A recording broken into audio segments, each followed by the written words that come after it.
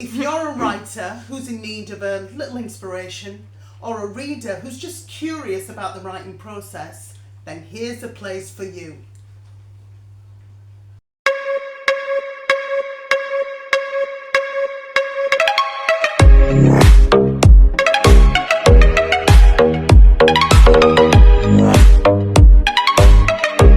Okay, welcome again to my poetry collection, which is called A Brief Encounter of Consciousness, Affairs of the Soul, and I'm going to be reading today, Colours of Life. Okay, now I have literally tried to do this twice where I've explained about it and it just wasn't landing properly for me, so I've decided not to do it. Okay, hopefully it'll be self-explanatory. It's about 85% fictitious, and I'd say about 15% combined my experience and other people that I've spoke to and observed. So hopefully it'll be self-explanatory. But yeah, if you want to delve deeper and ask anything about it, obviously feel free to do that, but I will just leave it there. So I will let you know I'll read the poem. All right, see you in a bit. Take care. Bye. Just to say, it's not actually a poem, it's prose, okay, and it's about 3 or 4 pages long, so it could read as a short story, actually. In fact, I guess it kind of is a very, very short story. So there we go. Just wanted to clarify that. Okay. So once again, this is called Colours of Life.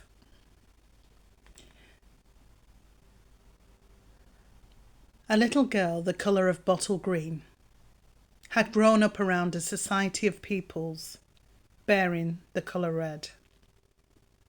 She had read about, known of, and even befriended other green persons, yet there were not many within her vicinity.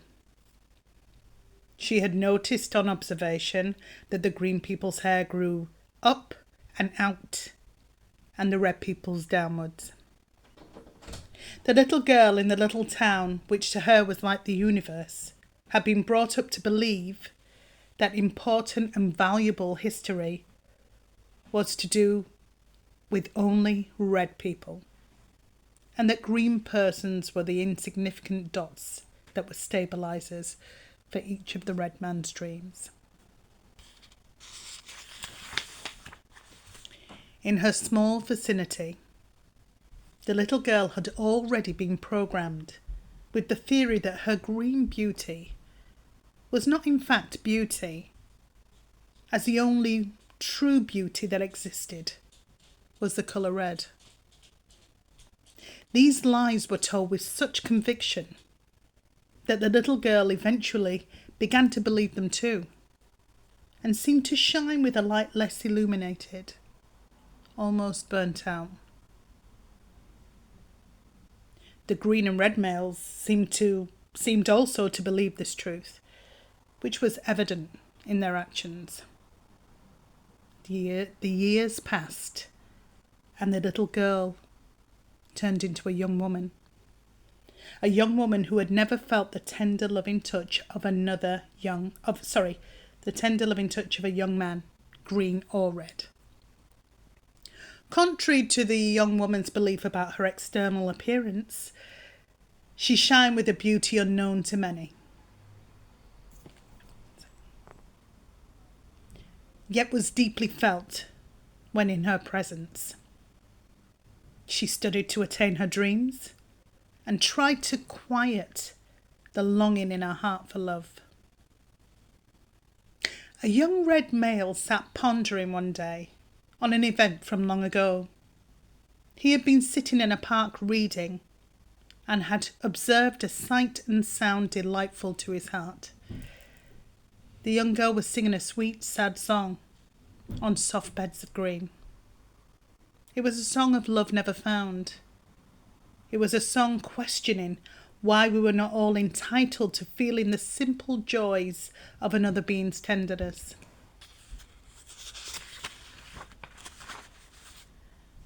The young man felt her plight, and the energy in his heart travelled out to hers.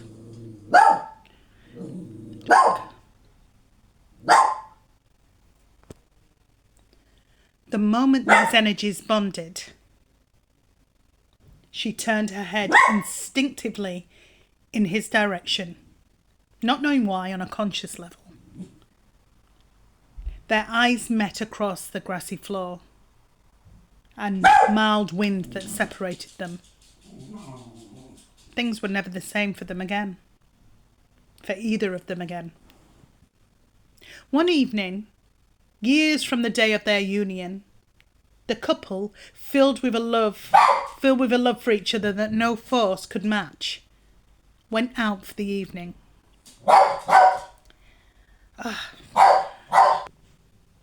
Together, they radiated a magical energy.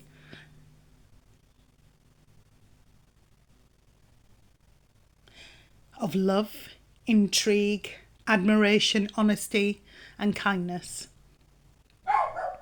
The man went to find a quiet spot to make a call, but before leaving, kissed his wife of greenness tenderly.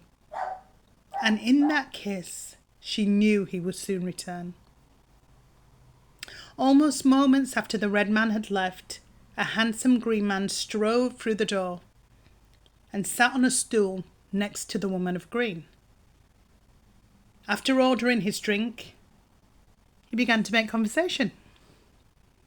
He was charming, and her heart energy told her he was a good person. They talked about nature, economics, and finally, of colour. Her husband of redness re-entered the room just as they were entering their final topic of conversation. The couple of red and green knew of cultural pressure only too well. And with that in mind, the red man waited to be introduced, which his wife did immediately. Upon identifying them as husband and wife, the green man's energy changed from warmth to ice. He couldn't understand why the woman of green had chosen a man of red over green. Just as the red man's friends hadn't understood why he'd chosen a green woman over a red. In the end, the red man's friends had made him choose between a love of conditions or unconditional love. The green woman was his answer. The green man began to make the woman of green feel ashamed and unworthy of her colour, feeling she had felt as a little girl, only predominantly from the red persons. She remembered as a young woman being turned away by both red and green, from red because she was green, and from green because some of the things she held dear in her heart were supposedly only to be liked by the red. The green woman looked at the green man and wondered if she should justify her choices and actions. She contemplated telling him of the many nights she had stayed awake, crying through lack of love and companionship. The years she prayed that someone, anyone, would recognise her value. The fears she had of dreams she may not realise. The love she held for all beings, regardless of their treatment towards her. The pain of the loss of love of dear ones. The pain of the loss of dear ones, never to be seen in this realm again. The fact that her husband knew her, respected her, recognised her colour, but could see she was more than just her skin. The fact that she had found her soulmate, and that her test was to rise above the many prejudices that she had been subjected to.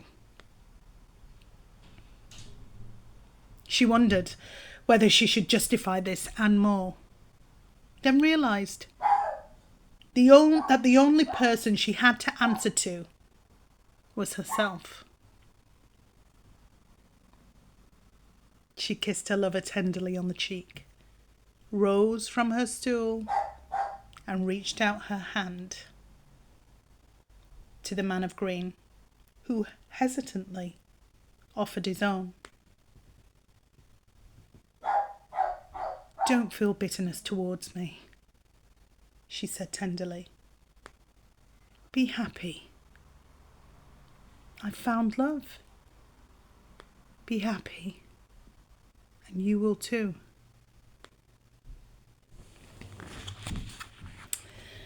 Okay, so that is that. There's a lot to unpack here, to be quite honest with you. I would love to have just a conversation about this, to be honest, because, just about even, just boxing ourselves and feeling like we have to fit certain criteria to be, to be accepted, in general, But, yeah, that is that. And I will see you next time. Take care. Bye.